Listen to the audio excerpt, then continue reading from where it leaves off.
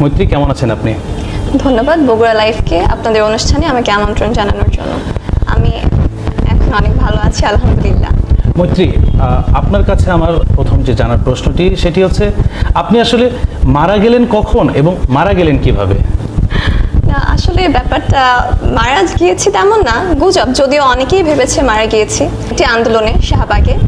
বেশ কয়েকদিন আমি আন্দোলনে গিয়েছিলাম, তো তার মধ্যে একটি ক্লিপ ভাইরাল হয়েছে। প্রথমে কিন্তু মারা যাওয়ার খবরটি ছিল না, প্রথমে জাস্ট একটা নর্মাল ক্লিপ ভাইরাল হয়েছিল। সেক্ষেত্রে আমি কিছু বলিনি বা আমার কিছু বলার ছিল না, যেহেতু অনেকগুলো পেজ থেকে বা গণমাধ্যম থেকে সেটা ছড়ানো হয়।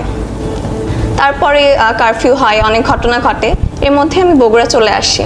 তো বগুড়া আসার পরে একদিন আমি ঘুমাচ্ছিলাম, 11টা বাজে সকাল। এর মধ্যে আমার এক ফ্রেন্ড আমাকে কল দিয়েছে। তো আমি ঘুম চড়ানো কণ্ঠে ওকে জিজ্ঞেস করেছি যে কি হয়েছে। তো আমাকে বললো, তুই নাকি মারা গিয়েছিস, তাই জানার জন্য ফোন দিয়েছি। আমি তো অনেক